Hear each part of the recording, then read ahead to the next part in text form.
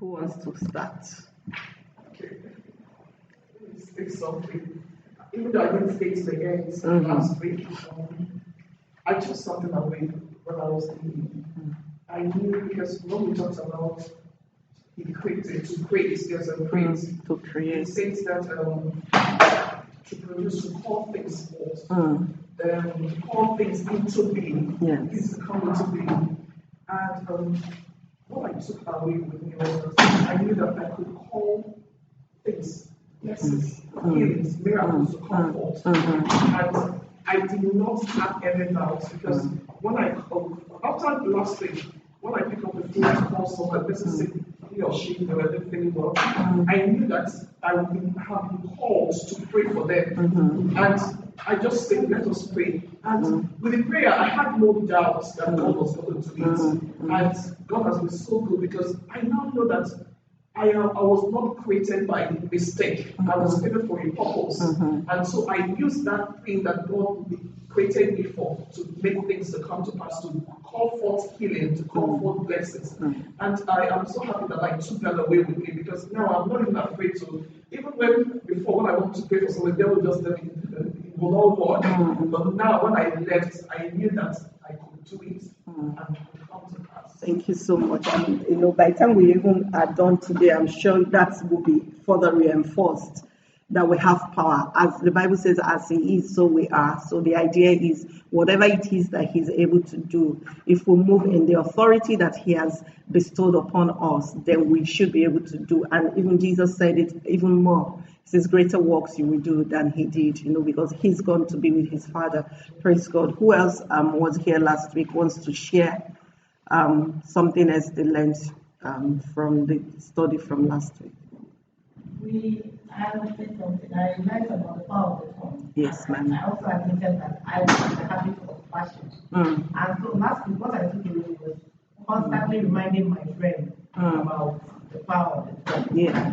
How to release it positively. Yes. So I kept reminding them. Everybody's going through a struggle. That's how I know that. But how you present, even though I had some also fall back. And I had somebody to remind me about some certain things that we had this last week about our evenings and our mornings. And I was a recall to that as well. Yes. Thank you so much. Thank you so much. Because here's the thing. What you see is what you speak. So the idea is if God said, let there be, and there was. And as He is, so we are. We need to be very careful. So even the things we allow in jest, for those of us who go to the Mushin area, you see the young boys, they're playing, they're not fighting, and you hear them scream. I'll speak Yoruba. I'm not Yoruba, but that expression I can never forget. No, I'm not Yoruba. I'm from Edo State. They will scream. They say Shegun Were, and that's Shegun Madman. But they're friends, they're actually poking fun. But the truth of the matter is, when you take a look at the person, he actually looks like a madman. And if you say it long enough, if they begin to say it long enough, it becomes like that. A friend of mine posted something on Twitter this week. She lives in the US, and she said, I keep asking God for provision, and He keeps reminding me of His anointing upon my life. So the anointing upon our lives is meant for us to be able to speak things to be, not just things that benefit us, but to create the world we want to see around us. That's why when people are saying there's a casting down, you should begin to say there is a lifting up, because if you believe it, like you said, you speak it, you believe it, it just begins to activate something that other people ordinarily do not see. Thank you so much. Who else was here last week? What did you walk away with?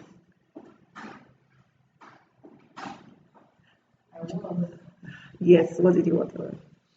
She said what you wanted to say. Okay, so who else? Light, yes, ma'am.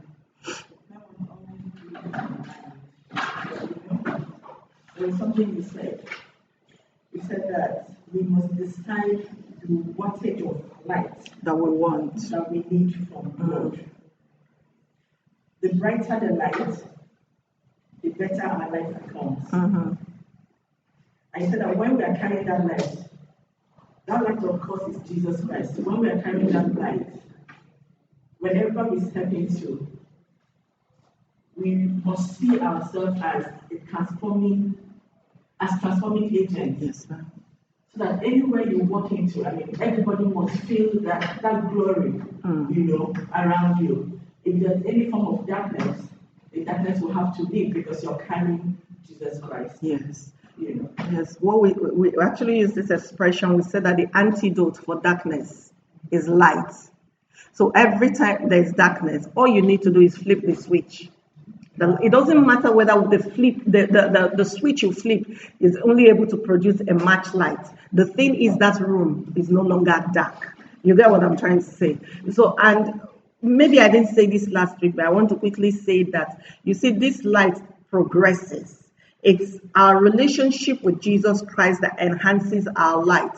So the wattage is not, I just speak and I receive a 1,000 watts a bulb of light for my life. No, it is the more I spend time with him, the more he enhances me by the words that he speaks to me, the more I'm able to obey him, the brighter my light gets. So yes, your light ought to be brighter, but it's okay if today is just a flicker of a match. If you continue to do the things that God has asked you to do, what is going to happen is, after a while, you notice that your light is no longer a match. It is a candlestick. Before you know what's happening, it becomes a torchlight. Before you know what's happening, and that's the way it is. And that for me is the most encouraging part of being a Christian. That I know that my life is not stagnant. As long as I hold on to this God, I can get better. And there's a scripture for it. It says the path of the righteous shineth brighter day after day, from glory to glory unto a perfect day. So there is an expected end for us, and that end is that we will all be that great light that everything dark will see and shudder. But it's okay if I'm crawling right now. After a while, because I'm a child and I'm growing, I will begin to take those steps, and before I know what is happening, I'll run. And then maybe I can only run a few meters, but with time, I'll probably be able to do a marathon. I may be able to do a 100-meter dash, depending on what my assignment is. So the idea is because of that, I'm not intimidated by your light. My light is, I'm not intimidated by your light. So yes, it's really bright, and I'm trusting God that my light will be as bright as yours or even brighter. But today I'm not intimidated, because you know something, if you had 1,000 watts and I had 2 watts, when I add my 2 watts to your 1,000, it becomes more. So I'm still relevant regardless. But what we must never do is say, I have 2 watts now, that's okay. Because there's some darkness that 2 watts, it will illuminate a bit, but it's not enough. Praise the Lord. So we have to make that commitment that we'll keep going regardless of what it is. And even when we fall, you're saying that you made a mistake and then she correct. That's just the way it is. See, iron sharpened iron. I fall, you remind me, that's just what it is. And once we come with that mindset of, I'm not trying to be the next person, I'm not trying to, show up on another person. I'm just trying to run my race. Grace kicks in. And no matter who got there first, we all make it in the end. They didn't say there's a report card for who got there first. They just said make it. So as long as I make it, I'll be fine. Does that make sense? Okay, who else wants to share so that we can go on to another part? Yes, please.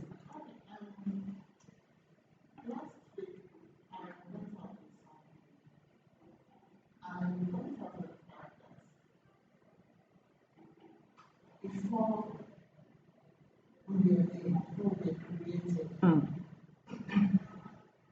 God has destined us, each one of us, for something. Yes, ma'am. And if that is the case, we shouldn't look at others. Because we have a purpose. Each of us has a purpose. And that purpose is why we are here. And we shouldn't look at others because they do have their own purpose for being here. So we have to work towards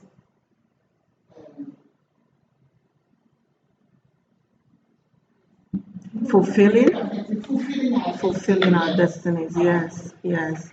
And also, when I was thinking about exactly what you said, I was thinking about the race because before now, my mindset was that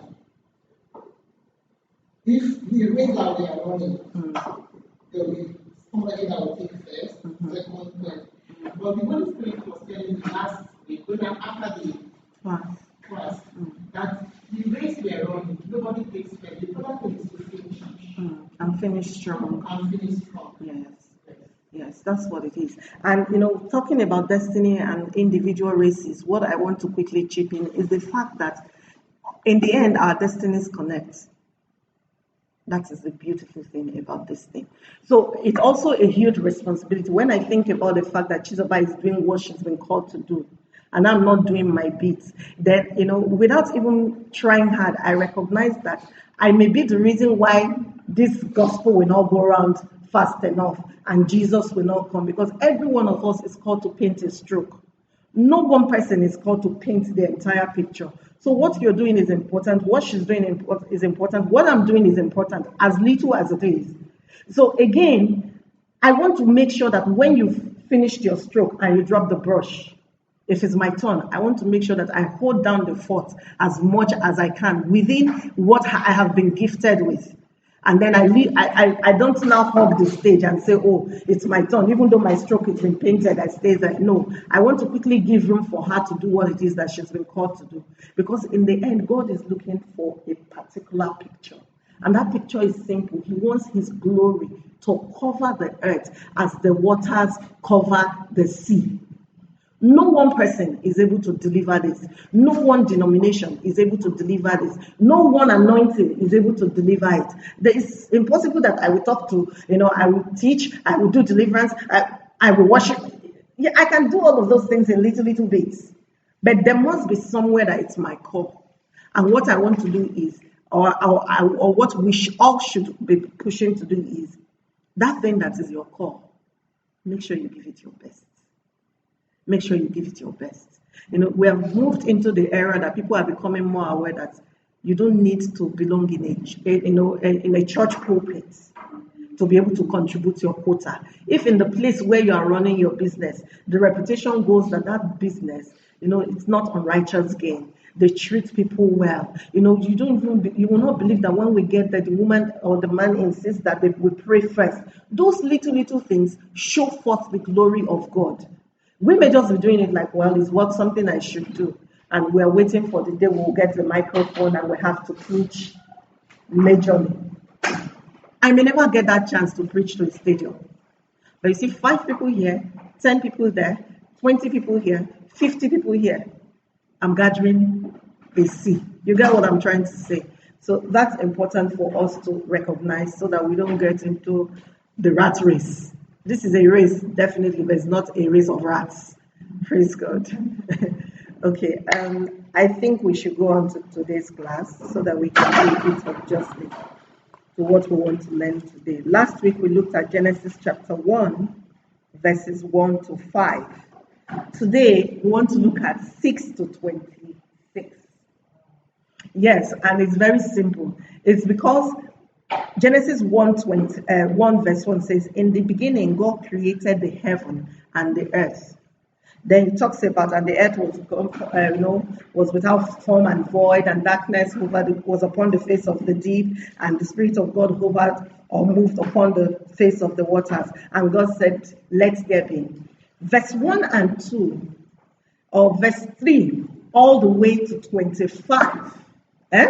Verse 3 to 25. And now a step-by-step account of what happened in verse 1 and 2. Do you understand it? That's why we can take so much at the same time, because what has happened is the creation is finished. He's just now showing us from verse 3. You see, God now said light. God now said this. God now said that. God now said that. And that could have so easily been taken out of the Bible, and it would still make sense. So when I was preparing, my first instinct was, or my first major question for the Holy Spirit was, why did you finished it now? Why are you now going one by one to tell us what you did the first day, what you did the second day? What is the need for this? Because I read English, and when you finish, they'll say you to summarize. They'll give you a long story. They'll say you summarize in 60 words, and it's an exam. That means I don't have time to say God created the heaven and the earth, and God, then I now begin to say, and day one He created, and day two. I'm wasting words. You understand it? So what would I rather do? I'd rather say God created the heavens and the earth, just verse 1 and 2, and rush to the next thing, because again, remember I have 60 words. So the question is, if I have 60 words, Lord, why are you bothering? Why are you telling us step by step? And God showed me something. He said, order. Order. And so from verse 3 all the way to 25, God was just establishing order. And I started to look at it, and I found out that God did not create the fish before He created water. God didn't do that. In popular English, I would say it like this: God did not put the cat before the horse. He made sure that everything happened when it was meant to happen. The first thing He created, we all know, was light. Bam, let there be light. There was light. Why? Why didn't He just move to, I want to show that I'm powerful, let there be hippopotamus? Do you get it? But if I did an analogy, and I did a list of the way God created, and I want to just break it down. The first thing I said is that order. So the first thing God created was heaven and earth. Then light, day one. Then firmament, which refers to the sky, or the atmosphere above. Then He comes down and He uses the firmament to set boundaries. This is heaven, this is earth, and all of that. Then He goes on and He does dry land. Then He leaves dry land and He talks about the sea. Then He leaves the sea. Then He says vegetation, trees with fruit and everything. He made sure that everything worked after everything. You see, if He couldn't create mammals if there was no vegetation, because most of mammals feed on vegetation. There was no reason to create a fish if there was no water, because fish would only survive inside of water. And the more I looked at it, the more I realized that no wonder all the breakdowns that I have experienced is when I jump the gun.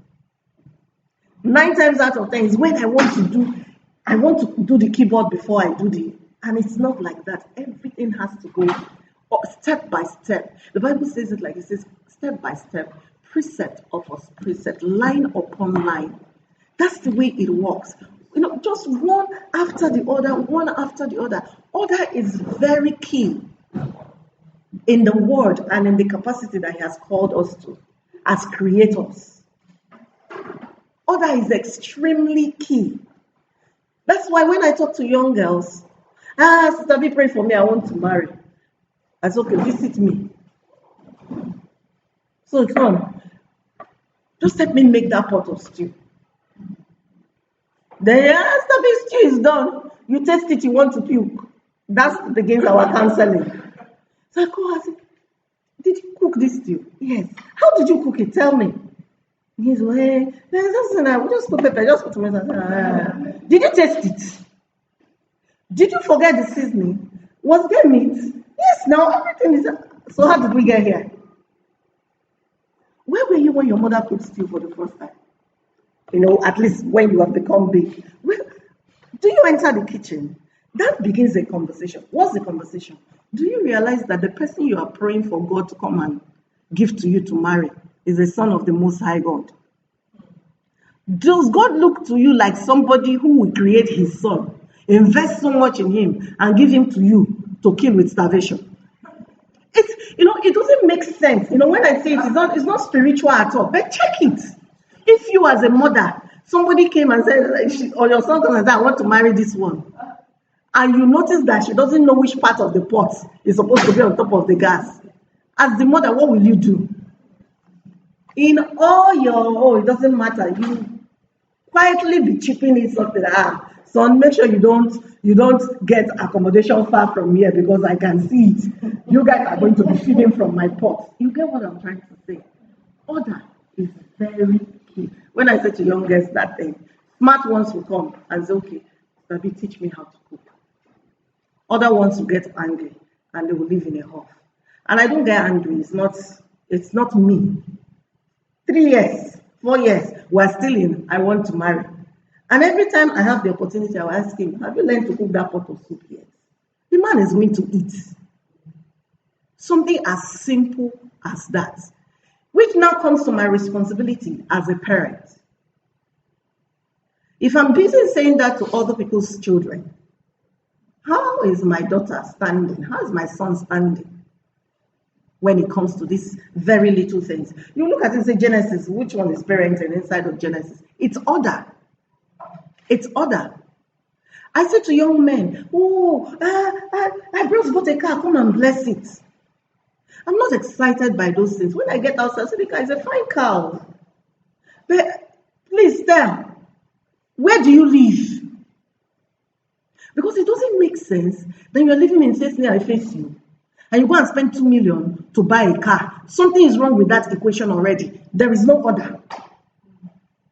There were years that our church was somewhere in Coca. And if you know Coca a bit, when it's raining season, everywhere is flooded. People have actually had their children drown out of rain that entered their flats, when it rained, out of water that entered their flats when it rained. So you see that when we're going to church on a Sunday when it's raining, we can't drive there. You have to park by the road. You have to take off your shoes. You have to fold whatever you're wearing. You have to wade through water to get to the place where the church is. And yet there were young men in that church living in that same Coca who owned Mercedes-Benz as their cars. Now when it rains, you can't find the car.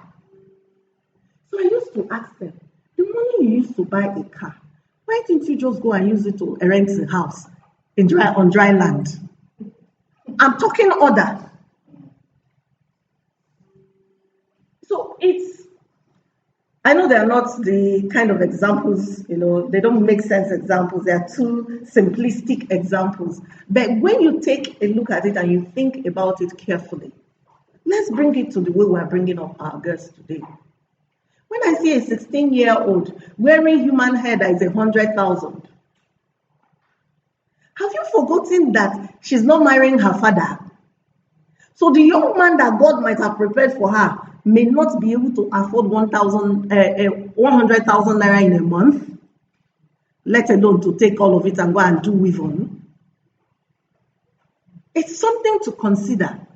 Does that mean that the children have to suffer? No, that's not what I'm saying. I'm just saying that, have we tried to moderate and tell them, look, everything has a time. There is a time and a season. If you take this step, then you get this. If you take this step and you get this. And not make them feel like it's okay. That's why I see people are getting married and they still hold in one hand the key to their room in their father's houses. If it doesn't work, I will come back. And what do you think usually happens? It doesn't work. 5 minutes later, they are back. Mommy, you will not believe what he did to me yesterday. What did you think will happen? Order. I personally don't believe that it makes sense to take a child from primary 4. I'm going to really dwell on order and send a child to secondary school. Doesn't make sense. The educational system that did primary 4, primary 5, primary 6, they are not stupid. It doesn't matter whether the senior primary school curriculum begins from primary 4. It doesn't matter that the school rushed them through. There is something called maturity. That particular one I know because I went to secondary school from primary 4. You don't want to see my life, how Satan broke me down when I got to university. Because at 16, I was already in university. At 20, imagine you went through university, you graduated, you did not even know you went to university. I had graduated years after before I started to remember, I should not have done this like this. I should have done this one. But no, I was just there. The things that my mates were learning at that age were not the things that were being given to me to learn. I was way ahead. And my parents felt, oh, it's a thing of pride. It's very easy to say, my daughter is in year 3, she's 18. What my father did not know was all the mess, because I had nobody has ever drawn boundaries for me before. I'm not old enough to draw boundaries for myself. My father didn't know how impressionable I could be. I don't know whether you get it. So when God lays the order step by step, he's saying to us, watch me. Because that's the thing. Paul said, follow me as I follow Jesus. That presupposes that Paul was following Jesus. The way Jesus, so he was not going ahead, he was not going behind, he was following Jesus' steps, which is why he could boldly say, follow me as I follow Jesus. So when God laid the order down, he did light first. Because actually, my daughter was the one that told me that, Mom, if there was no light, life would be gone. I didn't know. Because she has a knack for what I call useless information. But apparently it's very serious for her. She will call and say, Mommy, do you know? I said, oh God, she has come again. And she can continue to say, Mommy, do you know, for the next 20 minutes? And of course, no one, I don't know anyone. So when she finishes saying it, she will give me the answer. But it's information that she has, and but when I sit down sometimes and I listen and I bring it to what I do for a living, I begin to realize that, okay, God did not make mistakes. So the day she told me, she said, there's no light, no life can be sustained. I said, And I started to think about it. Then you don't know me. Genesis 1, truly. That was the first thing God created. God must have known before science discovered that if there's no light, that life cannot be sustained. God operates in order. All of that to say this. God operates in order. If it is not your turn, it is not your turn. Shortcuts cut people short. That's the truth. It doesn't matter how we try to sugarcoat it, how we try to brand it, how we try to... how we have a language for everything. Bribery is bribery. Whether you call it finder's fee or something more exotic, it doesn't change the fact that it is bribery. That is God's standard. And you'll be wondering, you've never given a bribe in your life. In the day of ignorance, yes. But where I am right now, if LASMA catches me because I did the wrong thing, I would rather go with them to their office. Let them write me the paper. Let me borrow the money. Let me pay it. And make sure I'm receipted for it. Not because for their benefit, for my benefit. So that next time, that thing I did, when the money is still paying me, or maybe I've not finished paying, I will not do it again. I would rather police took me to their station than I'm driving against traffic and I give somebody 200 naira. And I'm not joking. That is it. I would rather the child repeats than go and see the school head of school. There's no need. Because all of these things in the end get back to us somehow. And we don't want that. This is the standard. Now I know, and I'll be the first to tell you, that church will be the first group of people who would break all of these things that I'm talking about. We're the ones that have the manual. So we're the ones that know how to walk around the manual. But that an escape route does not mean that it's your escape route. It's not. If it's not yours, it's not yours. So let's look at it again. He said, let there be light. There was light. He called the light day, and he called the darkness night. And the evening and the morning were the first day. Then God said, let there be a firmament in the midst of the waters, and let it divide the waters from the waters. And God made the firmament. That is when the scripture says that God was the one that set the boundaries of the nations. This was what God was doing. So we might be thinking, Bakassi belongs to this, Cameroon belongs to... God knows the boundaries. And if you take the time and look at it with the eye of the Spirit. You don't need a map to tell you that this is where your home ends. Because God is, the Bible calls him the governor of the nations. He divided it. Imagine, this is our Nigeria that is snowed. In your mind, just think about it. So one day you woke up and it really started to snow and we had a snowstorm. Like the one they had in the US last week. What do you think will happen? Half of us will die. Because inside AC itself, I'm shaking. Ordinary AC, that I have the switch. I need to see myself and my husband in the bedroom. He wants the AC, I don't want the AC. So I always hold the remote on. Then when he wants it, he will elbow me. This is at night, and then I'll switch it on for him. 10 minutes later, ask me when I sleep. But that's the reality. God already knows what it is that we want. And if we're patient, and if we trust him, it may not look like he's working today, but he has an uncanny knack of bringing things together in a way that you would be like, oh, really? It came together just like that? That's the way God operates. Praise the Lord. Praise the Lord.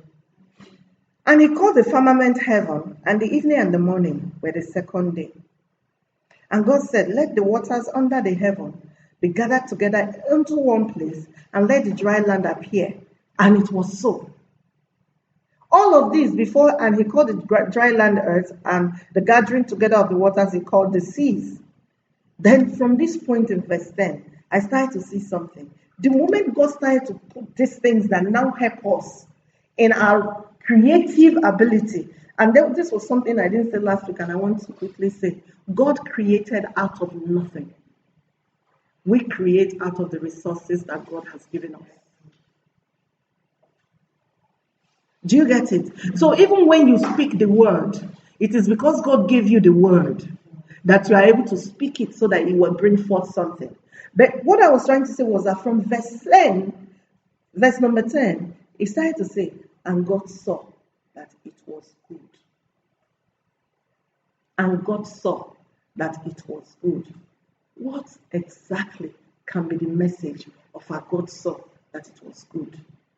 I've thought about it, and I am convinced that it was God's validation for the work that he has done. So even in your life, there's a creative process that God goes through with you. At the end of every phase, I have a feeling that God looks and says, you are good. He gives you the job in your mind, you think that you want and you need the job for 5 million. But he gives you one for 500,000. You need to be, contentment is the foundation of being able to look at 500,000 versus 5 million and say, I understand that God says it is good. Because the Bible says it like this, a blessing from God, it maketh rich and it addeth no sorrow. What's the use of, I always tell people, what's the use of earning 200,000 if at the end of every month you spend 190 on medication and doctors? Are you not happier earning 20,000 and don't have to visit a doctor? Life is easier that way. Because not only are you spending money, you're wasting time and all the emotional torture of going back and forth. God taught me, I think it was last year, God taught me, and he said to me, except you learn contentment, you can never prosper. I'm like, oh. I thought it's an ability to want more and do more that will make me prosper. I said, no. You have to learn to be content with whatever it is that you have. When you are content, then I can now understand that if I entrusted more, you will not derail. Maybe that's a word for everybody. Maybe it's specifically for me. But I had to learn contentment. This is the foundation for wealth and prosperity, is that you are content. That was when the scripture of godliness with contentment is great gain began to make sense to me. Because initially it was, when we preach it from so many angles and you don't even know what. But when the Lord himself broke it down for me like that, I felt, okay, I need to learn to be content. And by the time you tie it to, and God saw that it was good. you begin to recognize that anything, and you add it to Ecclesiastes chapter 3, it says, whatever the Lord doeth, I think it's verse 11, is good. None can add to it, nor can take away from it. Once you understand it, and if you are a child of God really, that means that He's the boss of you. So whatever happens to you is orchestrated and allowed by Him. Then you ought to be content to say, this is not where, I know it's not my last bus stop, but I'm sure that it is good in the sight of God right now.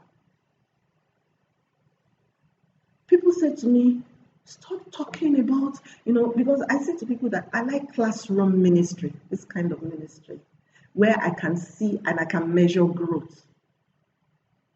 Some other people like multitude ministry, where they just come and a lot of people shout. And they can't tell tomorrow whether anything happened in the individual lives or not. I say I like this one. And a friend of mine is constantly telling me, stop talking like that. Your ministry will never grow if you continue to talk. And I'm like, what is growth? Growth is, for 18 months I was running this class in Festac. It took us 18 months to build to about 40, 45, 50 people. And this is the second week. Do you get what I'm trying to say? It just means that it takes more time. But it doesn't matter, because if tomorrow another class springs up somewhere, I'll be there. It's not just having 5,000 people in the room who are going nowhere and they will not let any other person leave. Then have 2 people who are running all over the place because they've heard God and they are pushing. Do you understand what I'm trying to say? So when you check it, ask in your business. We all want more billion-dollar businesses.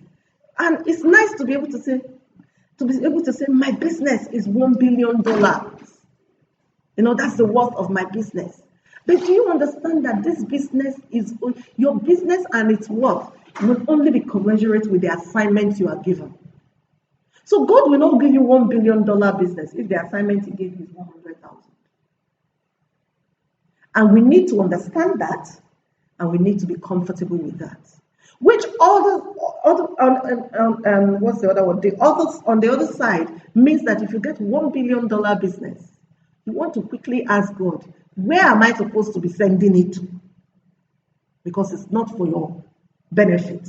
Because really, how much do you want to spend for yourself? What do you want to wear? If anybody came in here wearing 2 outfits, we won't let her sit beside us. Even if she sat beside us, jokingly we will begin to try and sneeze. We will go to the back because we don't understand what's happening. It doesn't matter how many cars we have in our individual homes right now. It was just impossible to drive one on top of the other. You can't wear 2 pairs of shoes at the same time.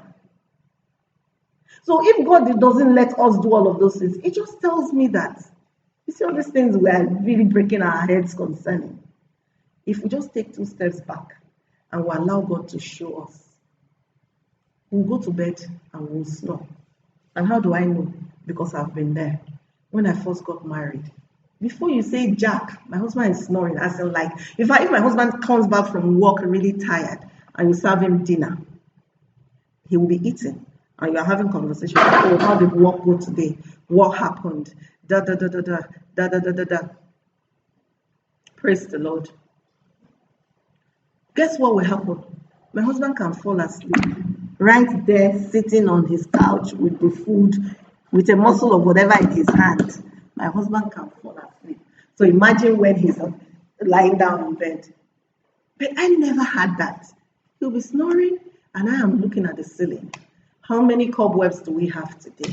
Because I now have to make a mental note to clean it tomorrow. Oh, there's another crack in this wall. Hope this house is not falling apart. That's my night, every night. So I started to wonder, Lord, what is happening? He said, my son is content, has no worries. What's the difference between, because my husband is content, if he doesn't have it, he doesn't need to pretend to you that he has it. He will say to you, I don't have. And he doesn't feel ashamed that he, as big as you think he is, he will say to you, I don't even have 2 naira. I have a reputation, or I used to have a reputation to preserve.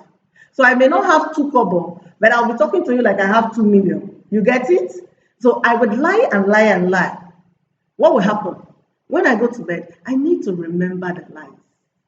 And that stole my sleep. Because, I will not lie to you the same time I'll lie to her. And here's the greatest challenge for a liar. You don't want to contradict yourself. If you do that, then you are no longer a good liar. And liars need to be good. So half of the night I stay awake is, I want to remember the version I told you, and the version I told her, and the version I told her. Because, the circumstances in which I will meet each one of you differs. So the version I will tell you of the truth is usually different. So when I started to not sleep, and then I wake up in the morning, I started to have migraines.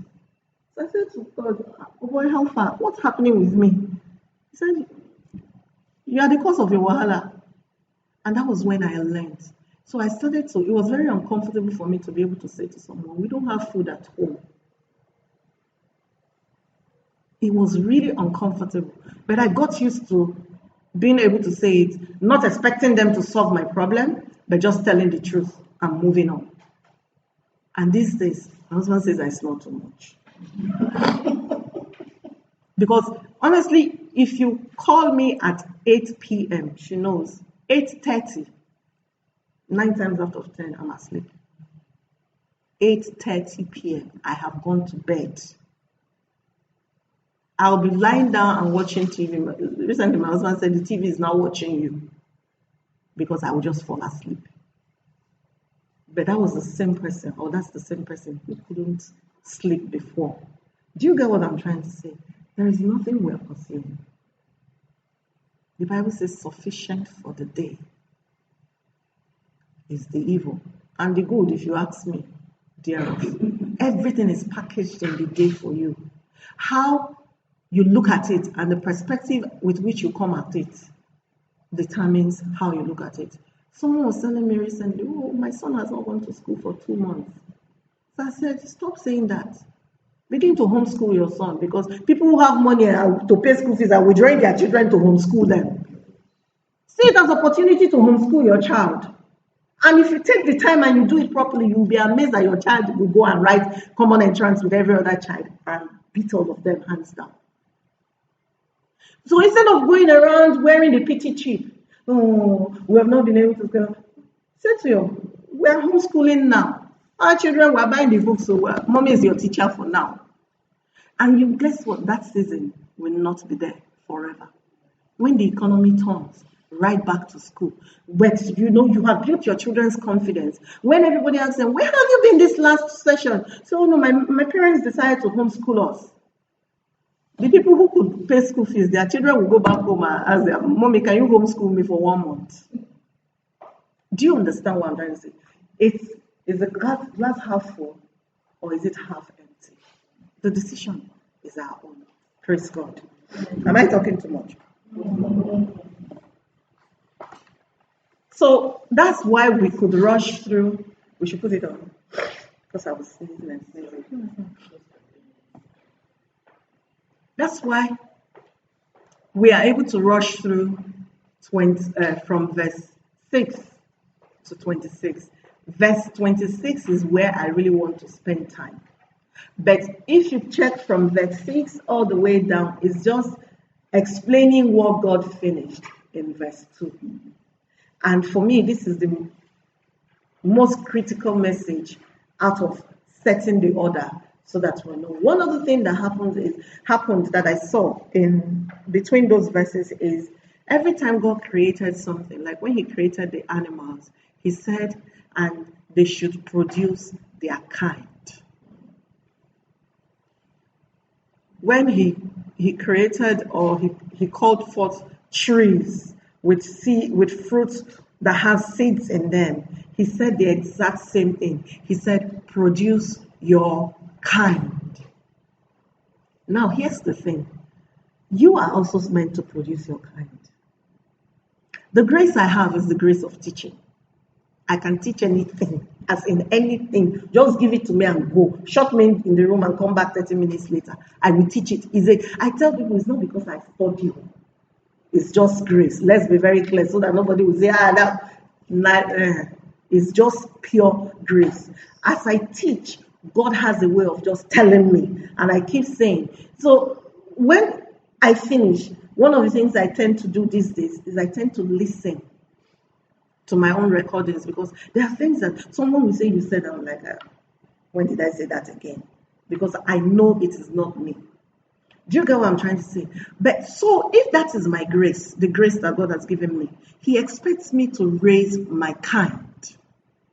So for instance, when we started church, they put me in charge of Sunday school. So I ran Sunday school up to 20, I think it was 2014, really, that I stopped proactively running Sunday school. As in, I'll always have a review with my Sunday school teachers, and then, every Sunday school review that we go for, after reviewing the material, I always teach them something additional. And I kept telling them, I'm raising you as teachers, because that's who I am. And today, in my church, Sunday school has the largest number of people. They don't even call me anymore. After service, I just sit and I'm watching them, and they're doing their review. And they have it together. Why? Because my responsibility was to raise my kind. And I have raised a core of like 6. That core of 6 are now going out to bring more people in, and they are raising them. Do you understand what I'm trying to say? You want to ask God, what did you put in my hand that is my kind? One of the things I also tell people when it comes to raising your kind is, if God gave you the opportunity of spending 15 years doing the same thing, you want to go and ask Him, how will this benefit your kingdom? Because the God that I serve and I know does not waste His resources. So if He puts you somewhere and He keeps you there, and you have been praying really hard to leave, but it looks like the prayer is hitting the ceiling and it's coming back, it is because there is something in that ground that He wants to use you for in His kingdom. So the responsibility is usually, let me go back and ask God, what is here that you want me to bring and use for you? Does that make sense at all? Does that make sense at all? Praise the Lord. So the Bible said, God said to everything that He created, He says, produce your kind, the living things that He created, or that He called forth. He said, produce your kind. So it is impossible that a cat will produce a mouse. Not going to happen. It is impossible that the mango tree, one day we'll get under the mango tree and see it has oranges. It's not going to happen. Because everything is contained in the seed. And God is so powerful that He created this massive tree and gave it very tiny seeds. And that one seed, if you take it and you get in that vehicle and you go to Borno State and you put that one seed in the ground, as long as the ground is enabled, it will produce that same size of tree or even bigger. And it will produce its own seed again.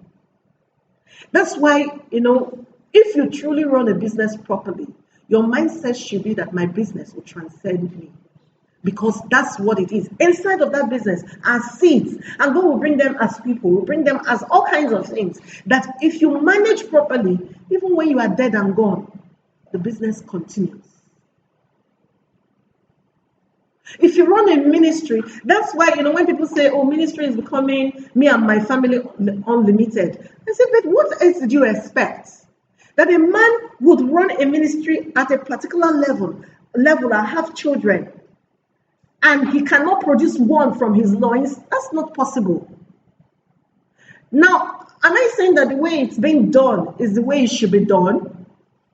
No, but who am I to judge? All I'm saying is, you will produce what it is that you have. That's what I'm saying. And that also speaks to the fact that it doesn't matter, as Jeremiah will say it, how long you stay in the garage, you can never become a car. Because your DNA does not have car in it. So sit in the garage, everybody is going to say, no, I'm trying to become a car. Then we go and come back and meet you. That you are now living inside the garage will not make you the car. Just the same way, what he has not gifted us with, our kind, it doesn't matter how hard we try. we will not be able to bring it out. Now, if you understand that, you don't want to be Chizoba. You really don't want to be. You want to be you. So, before I matured and I knew a few things, I used to wish I was everybody else. You know, there are so many reasons why I want to be the next person. Maybe their car, maybe their smile, something as silly as their hair. In this day of weave on, that you can buy weave on and have the longest hair in Lagos. Yet you see somebody's natural hair and you're like, I wish it was my hair. These days I don't care. If I'm born today, say to the glory of God, I will carry it with an attitude. What they call swag. Everybody will want to be bald around me. But it took me a while to learn that. That just because someone drove a Hummer beside me and I'm driving a Beetle does not mean that all is well with her. I had to learn that. So God bless you and your Hummer. If Hummer is in my journey, it will show up one day. If it's not in my journey, there's no need. Are we together so far? So, let's go to the verse I really want to teach. Verse number 26.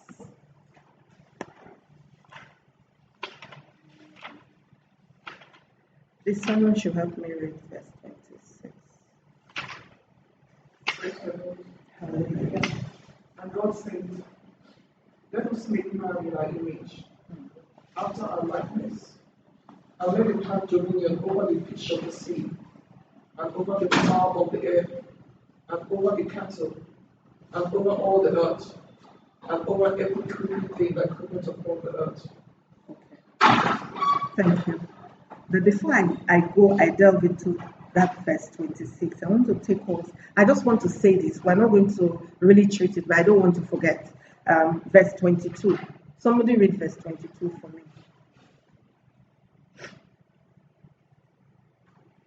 Verse 22.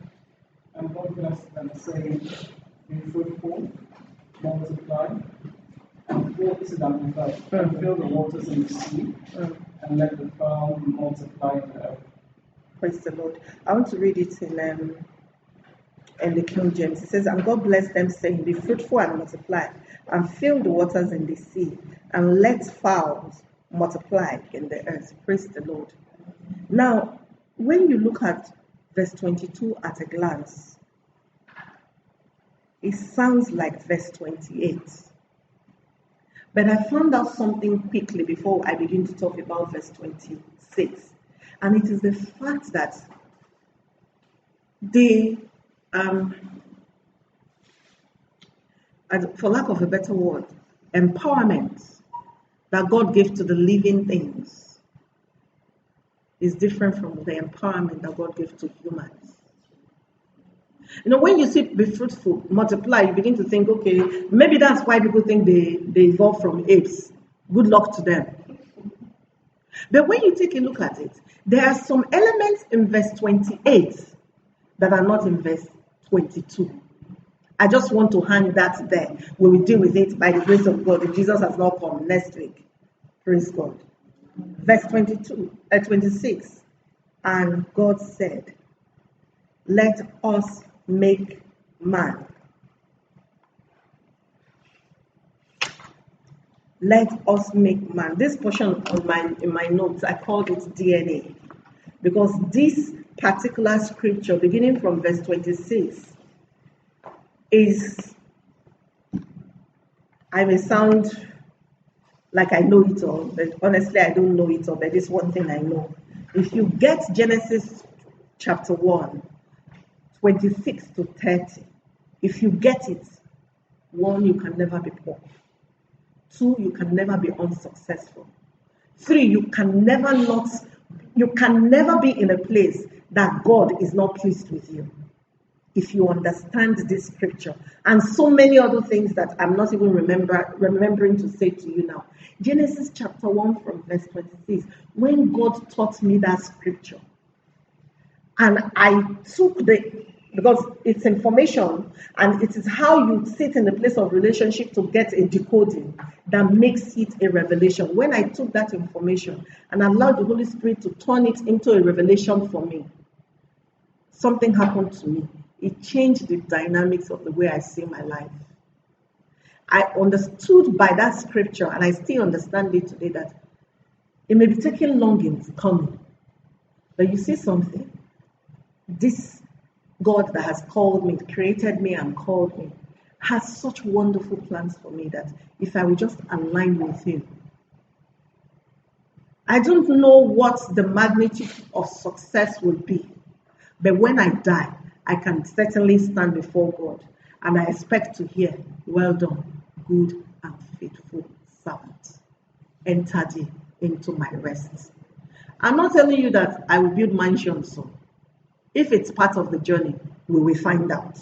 If it's not part of the journey, I'm still fine. But I know by this scripture that I can't stand before God and He will say, "Who's there?" And I'm not boasting. It is divine revelation that when I found it, in fact, the very first day I tried that revelation, I tried it in a group of my sisters. And I said, "Let me just teach you what the Lord is teaching me." When I finished, how I know the most strategic one of us, who, because she's a consultant, so everything she does, she runs it through that filter of, she said to me, "Please, can I take these templates and just go and superimpose my business on it?" And I said yes. I didn't even know the magnitude of what I was saying yes to. Until in the car going home, I started to look at it again. I said, "Lord, what is inside here? What is inside here?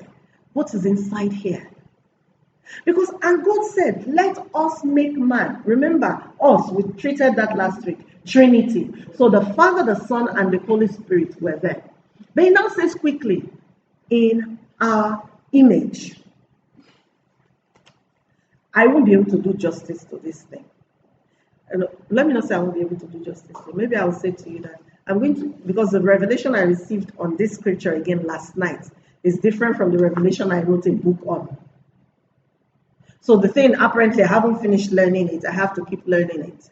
But when He says, "Let us make man," we know the Trinity is there. Then He now says, "in our image." What does that mean? Image. I went to look at it. Image means form. Image means form. So God was saying, let us make man in our image. Let man become a representation of the Godhead. Which was why immediately He gave us a body, gave us a soul, and put a spirit in us. Do you get it? So even as you are a representation of the Godhead, you are 3 in 1. Just so that you can know that, or you can recognize that the power and the authority that is resident in the Godhead resides in you. Bankers will say it is domiciled in you. That is, it is inside of your branch. Do you understand what I'm trying to say? So He says, let's make man in our own image.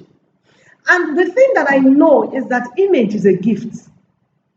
At the point of creation, none of us deserve to be created. Why didn't He just create me like the goats? So that He chose to make man in His image was expressly a gift. He just took a look and said, "This one, I'll make them higher. I'll just make them higher. I'll make them so high that angels will be servants to them. That's what I'm going to make these ones to be."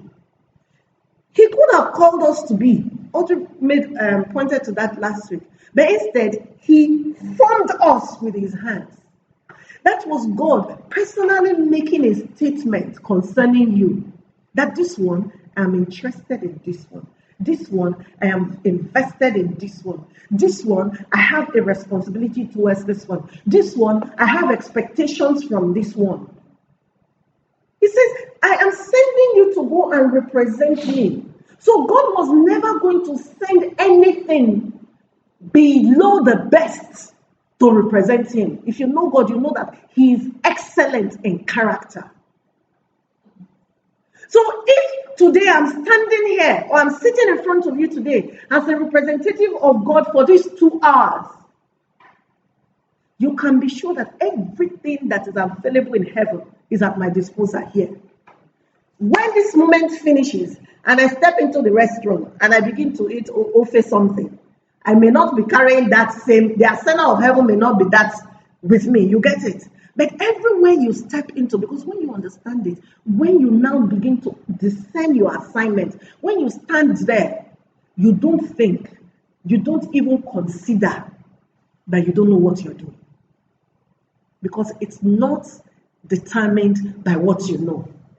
Audrey is my sister. She will tell you that I'm the most fearful person in this room. You see, Audrey came in this morning and she came right and sat in front. If this hall had 4,000 people, she will walk right, it doesn't matter how long the hall is, she will come and sit right in front. If I came and there were 20 people in the room, the chair closest to the door, when I'm in my human form, the chair that is closest to the door, the idea is I don't know whether if I greet you will answer me. So my mindset says don't even go too close to her so that she doesn't now reject you from not answering her. So I'm seated closest to the door. Before they say, we are done, I'll be running like somebody is chasing me. So ordinarily, I'm the most fearful person in town, she will tell you. But you see this place? This place I'm sitting, perfect love overwhelms me. And it casts out every outer of fear. When we finish this, if you want to try it, begin to walk up to me and begin to talk to me. You will begin to notice I'm stuttering. What's the word now? On my words. What's the word? It's not as fluent as it's flowing now. But that's because I have moved out of office at that point. Do you get it? So when you are, please, I'm not trying to boast. I hope you get it. I'm trying to make an illustration that I understand. When you step out, understanding that you are a representation of God, confirmed by the fact that his word says that you are created in his image. I laugh. That means that when you step out, nothing can stop you. Now, here is the thing. Between us and God these days, there are men, there are women, there are demons, there are principalities, there are all kinds of things. And all of them, their calculation is, if he finds out who he truly is, he will make life unbearable for us. So whatever it will take for him or her not to recognize that they are God in the earth, let's do it. So they will do something as silly as somebody got raped. They will do something as silly as somebody contracted HIV. They will do something as silly as someone committed abortion before. They will do something as silly as somebody stole once upon a time. They will do something as silly as somebody did drugs once upon a time. All of this is just to break you down so that you cannot stand in the authority that God has given you. And because of that, you cannot exhibit power. Understanding this thing made me take 2 steps back. And I said, devil, look at me very carefully. I know who I am now. I'm not singing a song. I know who it is that I am. Try me again. And once the devil recognizes that you know, because his ministry is kill, steal, and destroy, he'll be trying, but he already knows that what he's doing is fighting a losing battle. In fact, not a losing, a lost battle. So who am I is a question that everybody in this room needs to answer. Not by what your pastor says, not by what your husband says, not by what your wife says, not by what tradition says, not by what they say to you on the job, not by what your business is turning over, by what God says. And today I want to put it to you that you are created in the image of God. God may not have a head and 2 ears like we do, because I don't know. You get it? But wherever I get into, especially when I enter a room and I'm there on an assignment such as I am here, and I notice that someone is looking at me like, who is she? I don't let it slide. I usually, when I have the opportunity, say to them, look at me very carefully. As you're looking at me right now, you're looking at God. Not because I'm arrogant, but it's just because I need to remind myself. Because sometimes just the look that people will give you when you get in there, sometimes just the way they will answer you when you try to say good morning can make you, because that's the calculation of the devil, begin to doubt who you truly are. You will forget that you came in the finest car in the neighborhood. You will forget that your house, there are rooms that for a whole year you may never lie on because you have it all together.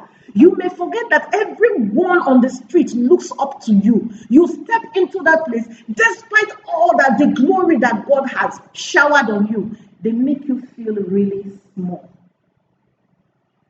And God help you if you're in a society where they think women are actually small. So I said to them, look at me very carefully. For this next 2 hours, I'm the representative of God, so therefore I am God. People take offense sometimes. But when we begin to get into the nitty-gritty of what we're there to do, they will recognize that I wasn't just talking. Because heaven is open over me. And it's no different for any one of us in this room today. It doesn't matter whether you're going for a business meeting, or whether you're just going to see or going for a PTA meeting, or whether you're going, it doesn't matter, or just to the market. If you recognize who you are, when you walk in there like royalty, not snobbish, not looking down on anybody, but just recognizing that God invested his own image in me. It must mean something.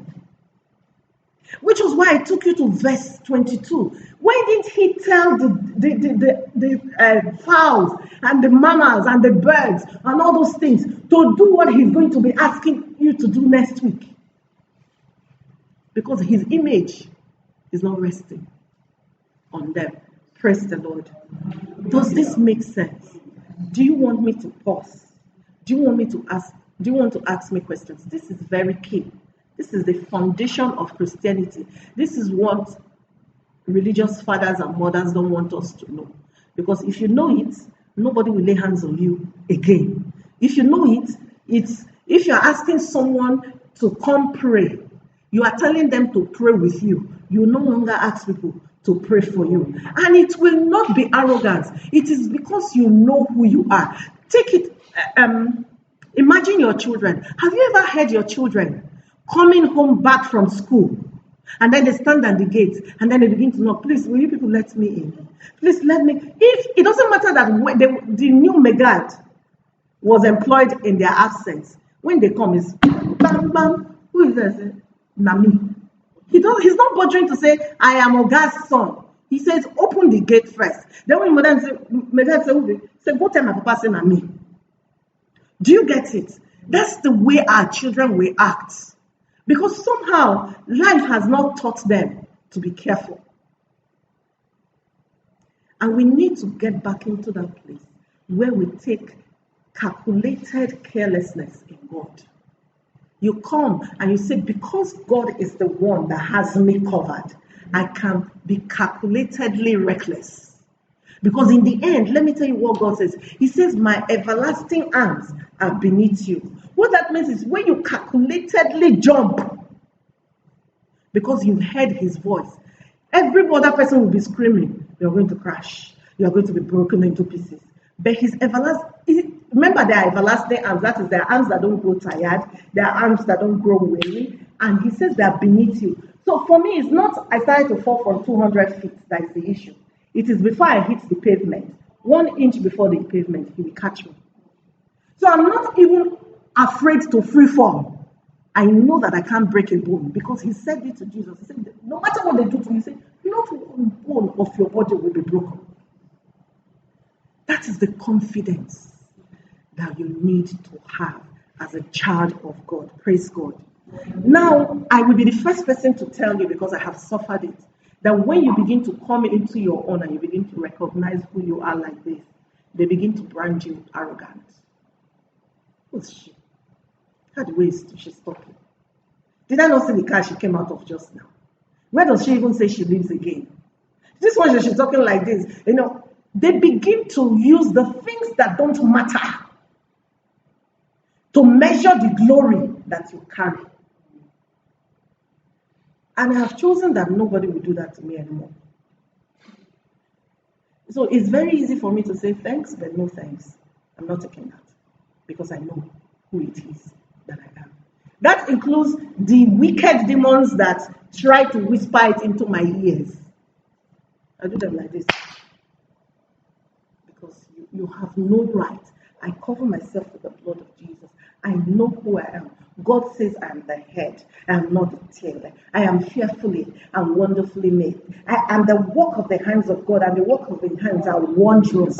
Look at me. There is no weapon formed against me that can prosper. I speak, I issue a decree, and heaven stands at an attention to bring it to pass. It is not because you need to build. The Bible says, build up your most holy faith. That's what it is. Your most holy faith stems from your identity. If you let any devil mess with your identity, he has you where he wants you. He doesn't need to try more than that. He just needs to take you, lock you up, and keep telling you that you're not anybody. And once you can, God forbid you believe it, the devil doesn't even bother to send demons to you again. Because from that point, God forbid, you work for him. Does this make sense? So image is the gift that God gave to us. It is based on this image that we carry that it was expedient that Jesus will come and die. The reason why God had to redeem us by his son was we were too expensive for him to allow to go the way of the animal. Because he has something he invested in us that nobody else or nothing else has. Does that make sense? But quickly, the next part of that scripture says, after his likeness. And this is the one that trips a lot of Christians. It trips us because we think that image and likeness are the exact same thing. But the way God taught me, they are not the same. He said to me, my image is a gift I give to you. My likeness is something you work out. So he gives you the gift of his image. You are like God, or you are created in his image. But for you to remain now like God, there are things you need to do on a daily and regular basis to keep you in the authority of a God. Do you understand what I'm saying? So you begin to look at, if I want to work out likeness, what do I need to look at?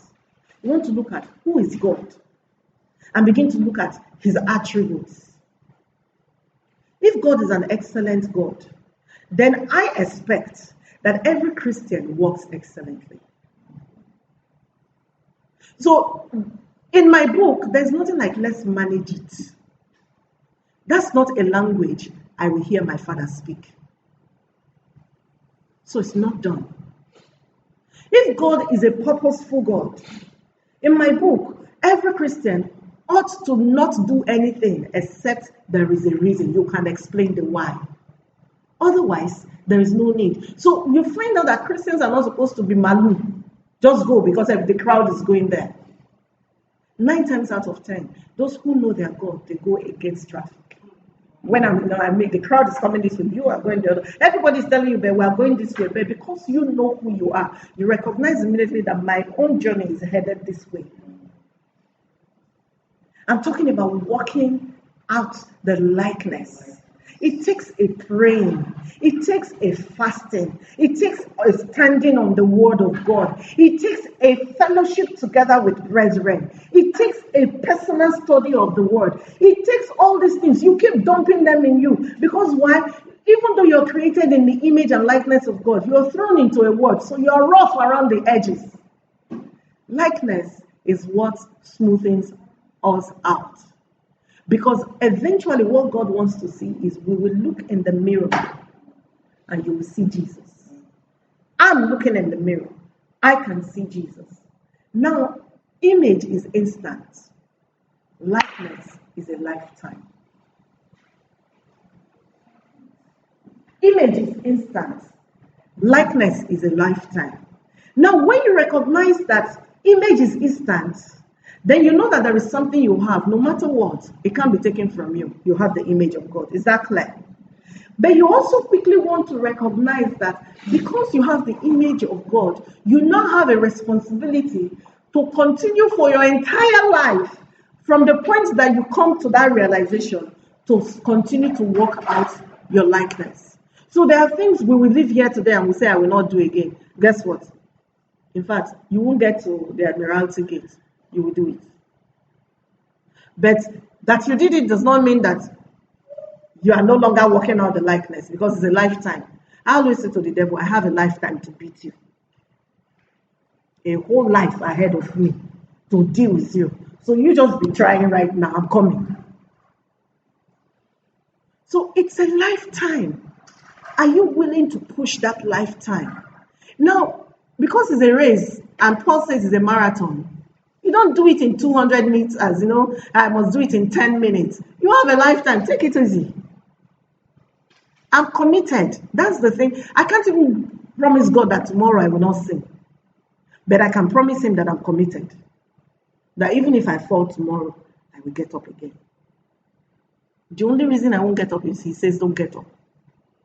But I'm committed enough to know that because I love him, I will do everything that I can, empowered by his grace, not to deliberately fall. But if I fall, it doesn't undermine the fact that there is a power that is at work with me. With time, I will make it. So we need to recognize that we are working out something. And for some of us, it will take longer than others. But it's okay. Because even you, when you come out on the other side and you are now bold, you will know. Even if any other person doesn't say you have arrived, you can tell that I am close. I have been refined. And here's the thing about likeness, why I say it trips us. God's likeness is formed through adversity, tests, challenges. That's the reason why most of us don't get it. Because they've told us that if you begin to get into the place of adversity, the place of challenges, that it must be that sin is resident in your life. No, it just means that God is looking at you and he says you can be better. Come up higher. That's what he said in the book of John or Revelation. Then after a while, he will look at you again and say, come up higher. Then after, when you master, that's why the song, this world is not my home. I am just passing through. It's a song that I like because you recognize that you cannot rest on your bars. I have arrived. The way some of us do. I say, something? The rich young ruler, he said, my barns are full. Even if I don't work forever, I have made it. And Jesus said to you, tomorrow, your soul is required. So we can never arrive. We're on a journey. And as long as we're on this journey with commitment to God, there's no telling how far you can go. I don't know whether this was where I said it last week, that the most powerful prayer I know is 3 words. Jesus is Lord. Is the most powerful prayer. Because when your likeness is being formed in you, you can't pray. You can't pray. It's not the time that you can do any spiritual thing. Because they are breaking you. It looks like every single bone in your body, they want to break you. As in, like, when they do like this, they will sift you. That's what they said. They say, Jesus said to Paul, Peter, he said, the devil wants to sift you.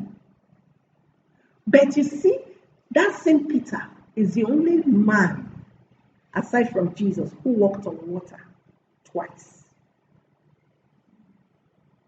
Do you get what I'm saying? So you need to recognize that its likeness is huge. It's huge. It's huge. I want to go through my notes because I've just been talking. It says, in our image is a representation of the outer form, impression, presented by God. And then I say, after our likeness is the nature of God. It is the nature of God. And the nature of God is captured in his character, so many other things. You get it? It's not anything that you can, it's not a chair, it's not a table, it's not the hand, it's not the leg. It's something that is not tangible. You can't hold it. But when people walk into the room and they have it, you know. You look at them and you're like, what's that? Even they sometimes cannot explain to you what it is, except they have a bit of arrogance like I have. You get it? But they know. You just know that this person is not.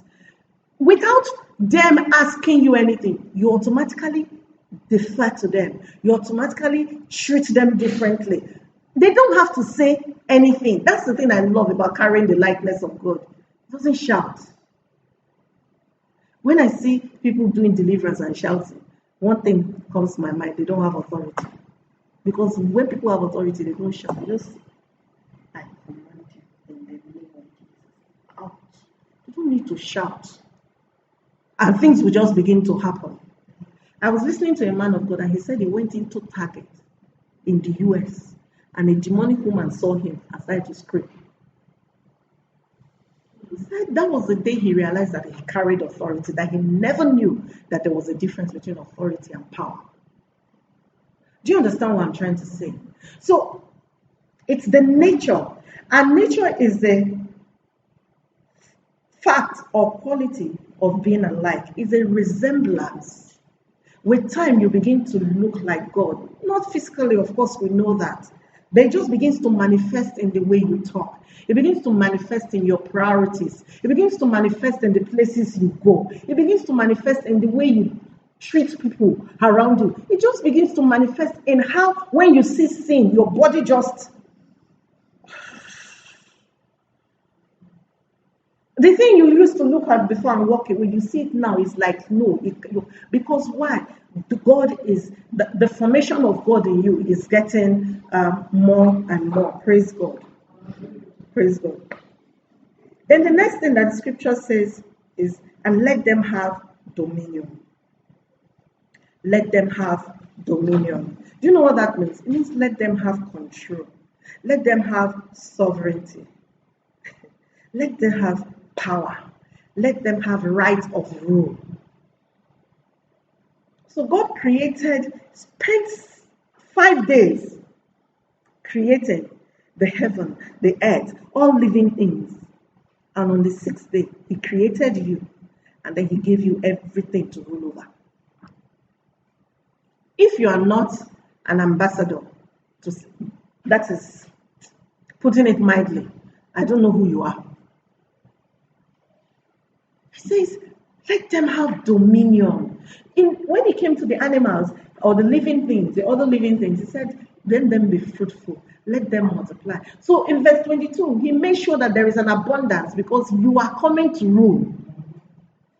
So we are not kings without portfolios or without kingdoms.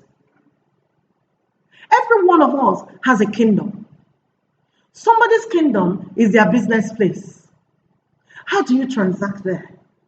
Do you know that some people walk into a shop to buy something and then they now sit down and begin to tell their life story to the shop owner? And the shop owner begins to counsel and begins to pray. Other people will come and buy something. They will not even come out of the car because they don't want to encounter that Christian. They will send their driver, just go and pick it and come back out. But what we don't recognize is that place where we are on a daily basis, especially those places we don't like, that's our kingdom. And whether we will rule or reign there properly is dependent on us, not on God. Because he's giving us everything. He says in, I think it's 2 Peter chapter 3, verse 1, he says that he's giving us all things that pertain to life and to godliness. Yes, 2 Peter 3, verse 1. All things that pertain to life and to godliness. Do you know what that means? It means everything you require for a good life, he's giving it to you. Everything that you require for godliness, that is a spiritual life like no other, he's giving it to you. What that means is there's no excuse. If we're not getting it, it is not because God has not resourced us. It is because we have refused to take advantage of the resources that he's put in us. Am I communicating?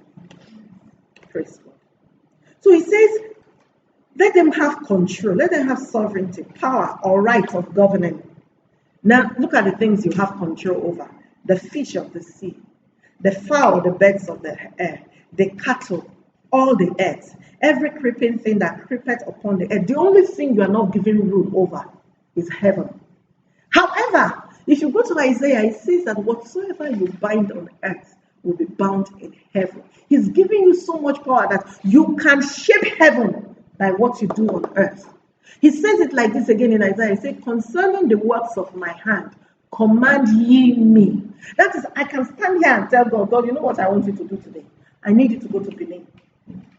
That my brother. I need you to touch him. And I'm not being rude to God because He's given me the permission. The reason why Jesus did not remain was so that we can exercise our rulership. So when we now go to Jesus and say, Jesus, I beg now. Jesus, please now. It's like, what do you want me to do again? I not only gave you the kingdom, I came and I died for you. I gave you the Holy Spirit, all the access. You now have the right channel. What exactly do you want me to do again? You do it now by yourself. That's the power that we have. So he created everything and he says, have dominion over them. Have dominion over them. That means no wonder the weather listens to the voices of some people. Years ago, when we were still in that coca, our church was under a tree. Because it was a Bible college plant. When we were in Bible college, we were looking for somewhere to go and do our evangelistic drive. So we went to one field in Coca on the Orile Expressway where boys play football and take drugs and everything. So that was where we went for like 6 weeks for our evangelistic drive. When we were done, they just kukuma set up a parish there under we called it the Abegi parish, under the tree parish. But you know, I was pregnant there, so I couldn't go again. But in that 1 year before they got a roof over their head, do you know that during the raining season, when they come in the morning and the clouds are gathering, they just lift up their hands and they tell the heavens. They say, we have a service here. It can't rain. Do you know what used to happen? It will rain in mine too. It will rain in Surulere. But that portion, it won't rain. For 1 solid year throughout the raining season. So the weather understands and recognizes the authority in our voice. We should be able to speak it. The day I realized that there is authority in the words I speak was the day my youngest son was not feeling well. And, I had prayed for him, but he was still, and he was suffering. He was gasping. He couldn't breathe well. And I just came back. I can't remember where I went. And I carried him and I held him and I said, Lord, transfer it to me. I'm an adult and I can take it. Transfer it to me. It didn't take 1 hour. My son started to run around. I was on the floor. I couldn't breathe. I couldn't lift my hands. And that pain made me recognize, you mean this is what my son was going through rather. And since that day, do you know what I did? I said, Lord, I'm not even doing it again. Me, I don't want. Them, they don't want. So I changed my prayer. You get it? But that opened my eyes to see the things we allow to happen in our space because we're not pushing or we're not standing in the place of our authority. Does this make sense? So we need to understand that, just by giving us his image, God gave us 3 things. Or creating us in his image, he gave us 3 things. He gave us a personality. He gave us a personality. And this personality is captured in our knowledge, our feelings, and our will. Then he gave us a morality, an ability to know the good from evil, and an ability to choose. That's why a little child under 1 year is breastfeeding, bites the mom with his gun and looks up.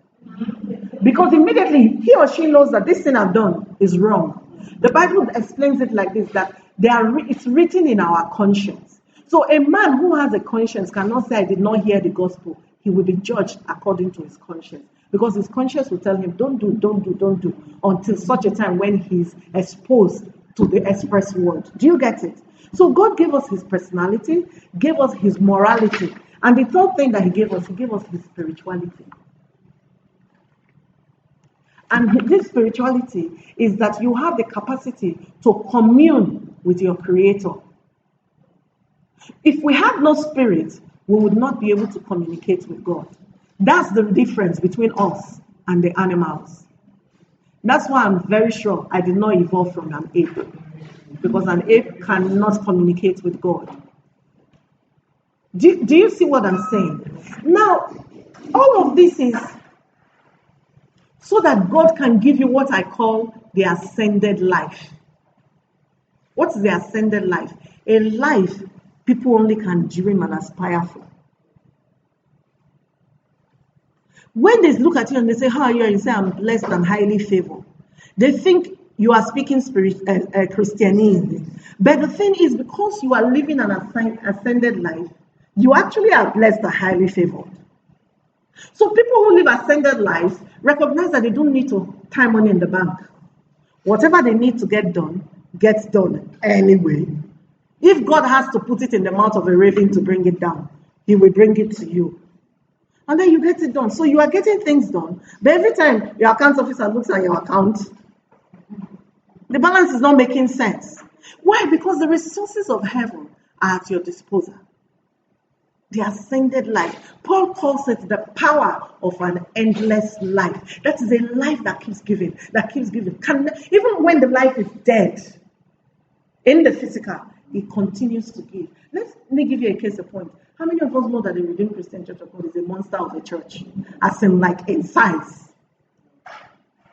If it took a convincing for me to believe that church was started by a stark illiterate.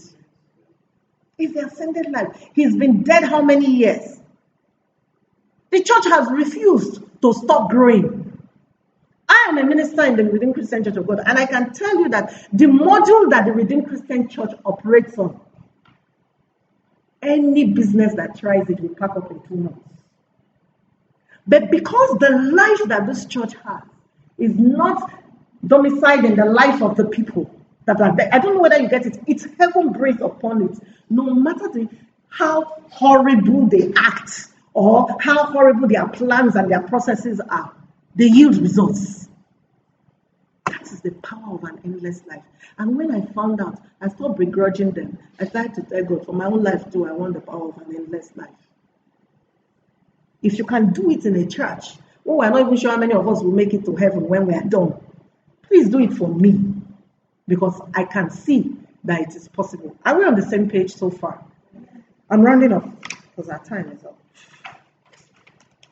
Praise the Lord. So what happens when I don't look like God? Because remember I said you're created in the image and likeness of God. What happens when I don't look like God? When I don't look like God, you can be sure that it's probably because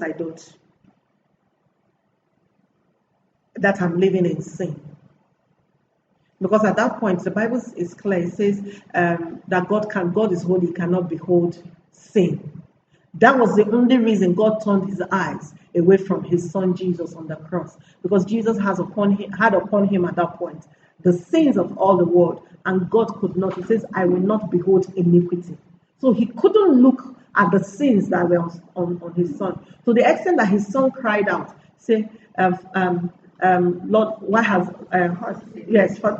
thou forsaken me? You get what I'm trying to say. Now, let's bring it to a character in the Bible. The only reason why the same people who, what's the word? Fought Jericho and won by not lifting a finger, just going around. You know, they just marched around 13 times and they won the battle. Those same people went to Ai, tiny one street, and I beat them silly. What was the thing? There was sin in the camp. Achan had gone and brought the things that they said they shouldn't bring. The only reason why you will show up as a child of God who understands who he is and not be able to exhibit God is because there is sin in the camp. That's one. Number two, if I walk in unbelief, then I don't look like God. If I walk in unbelief, then I don't look like God. In Matthew chapter 17, the disciples couldn't cast out a demon from a sick boy. So by the time they couldn't, the father came to Jesus and said, I've asked your disciples to pray. They couldn't. So Jesus just commanded and the boy left and the demon left. So they came to Jesus and said, what happened? And he said, because you had unbelief. So if you walk in unbelief, you can't exhibit God. The third reason is if you lack faith. There's a difference between a lack of faith and unbelief. Unbelief means you don't even believe at all. A lack of faith is you're doubting at this point. If you lack faith, you will still not manifest or look like God. How do I know? In the story of the disciples on the boat, when the storm came and Jesus was sleeping in the stern of the boat, and went to him and said, don't you care that we perish? Jesus looked at them and said, O ye of what? Little faith. The only reason why they could not command the storm to stand still was because they were lacking in faith. Praise the Lord. Another reason why we don't look like God sometimes is if we deploy the wrong weapon at the right time. Or you do the right thing at the wrong time. That's what I'm trying to say. In 1 Samuel, Saul decided to give a sacrifice. I think it's in chapter 15. After they came back from battle. Giving a sacrifice to God is a wonderful thing because people have given sacrifice in the past and God came down. Sure, you know. But it was just that in this instance, he was doing the right thing, but at the wrong time or for the wrong reason. And because of that, he couldn't stand as a representative of God at that point. The fifth reason why sometimes we may not look like God is if I focus on me rather than on him. If my focus is on me rather than on him, I will not look like him in any way. How do I recognize that? Peter, they were in a boat and Jesus walked on the sea to meet them. And Peter took a look at him and the other disciples said, this is a ghost. And Peter looked and said, no. And Jesus responded and said, don't be afraid, it's me. And Peter answered, he said, Lord, if it is you, bid me to come. And Jesus said, come. And Peter just stepped off the boat and he started to walk on water. But the Bible said that then he observed the wind. He took his sight off Jesus. He took his focus off Jesus.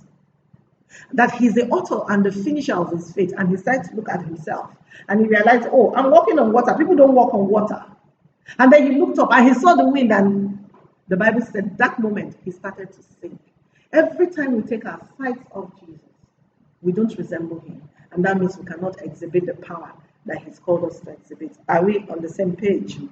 Number 6, if I go where I'm not sent. If I go where I'm not sent. If I go where I'm not sent. Years ago, when God called me, because I didn't have mentors, I didn't have anybody, they just called me out of the blue. One of the things I told God is, Lord, I may not know your voice every time, but I will appreciate if you can frustrate my personal efforts. So when someone will say to me, for instance, why are you going to Lekki? How do you even know God told you to go and do discipleship class? It's very simple. If God did not send me, you know what will happen? You people will not show up. Because that's my covenant. Father, correct me by frustrating me. I am open. I'm not afraid or ashamed to go back and say to them, I didn't hear, God did not send me. Now, is there a biblical example? Yes, Jonah. God told him, where did he ask him to go? Nineveh. Where did he go? Tarshish. What happened? He ended up in the body of the whale. Where did they vomit him? Nineveh.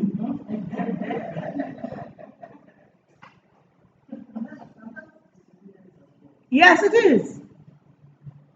If you go where you are not sent, that's what will happen. Then you will not be able to exhibit the power. The same Jonah, he did not even preach. And the people of Nineveh just repented. Now, ordinary fish swallowed him. He was praying inside of fish. Please now vomit me. 3 days. Do you get what I'm trying to say? We have to be sure that where we go, is where we've been sent. Now, 9 times out of 10, you can't. That's why I took the lazy way out. Because some people can stand there and they say they want to be certain for 25 years. Then the problem will now become they were standing trying to be certain. Jesus has come and gone. I don't want to be. So once I hear go, I begin to go. But I had a covenant from the starting. Lord, if it's not you, don't let it last long. Just frustrate my effort. It doesn't matter what I have put in. Frustrate it. I will go back with my tail between my legs. And I can't tell you how many times that has happened. And I know it will still happen because you never outgrow some of these things. Because you carry the house of the flesh. You get what I'm saying? So don't go where you are not sent and you continue to look like God. Finally, if my motive is wrong, that is the reason why I'm doing what I'm doing. Is not the reason. Because God, the Bible says that the heart of man is desperately wicked. Who can know it? Then it goes a few verses down and says that God searches the heart. Any other person may not know what's in my heart as I sit here, but God knows it. Do I have a biblical example? Yes. The 7 sons of Sceva. Deliverance is a great thing. Because that's one of the assignments that God has given us, to set the captives free. Because just that their motive was wrong. 2 things was wrong with their transaction that day. They didn't know the Jesus, and they had the wrong. Their motive was to make money. So they came and they said, in the name of the Jesus that Paul preached. So the demon said, okay, Jesus I know, Paul said, I know you, who you be? Come. Praise the Lord. What is the motive for the things that we do? I tell people that you see this entire Bible, you can describe it in one word, motive. Why do you do the things that you do? Now, it's not every time that you will be able to convince me of what your motive is. But God knows. I find that sometimes when I try really hard to convince, God told me, so when you are trying too hard to explain something, I'm moving away from that thing. So I don't try to explain any longer. I talk to him. I came here, before I knew what was happening, I had an offer to do discipleship class here. I have learned. I didn't rush home and say to my husband, I have to go to Lekki. Do you think I should go to Lekki to do discipleship class? I spent a whole week talking to God about it. Then when I knew it was time for me to speak to my husband, early in the morning, we just woke up. I just finished prayer. I said, I want to talk to you. He said, yes. I wasn't, because now I have spoken to God and I had clearance. I wasn't saying to him, can I go? I said to him, a door has opened for me to do discipleship class in Lekki, and I want to go. And he said, oh, that's perfect. Oh, that's great. Do you get what I'm trying to say? My point is, it's only God that will know the motive. But if we're open to his correction and to say to him, oh Lord, if I make a mistake, correct me. And when he corrects us, we listen very quickly and we retrace our steps. He likes to work with people like that. And in that place, even you are forced to stay humble. All this noise I'm making, well, I've told you, once I come down from here now, the humility is what you will see in me, because at that point I know I don't have power. If you push me, I will fall. So I just anchor myself properly, knowing that I'm nothing. Because here's the thing, if you know everything, then you don't need God. So for me, it's okay that I don't know everything. It makes it important that I come to him every day. I will not say to you that, I wrote a book on Genesis chapter 1. I did not even take it for granted that I've been teaching Genesis for the last 18 months in First Stack. I had to wake up at 2 a.m. this morning.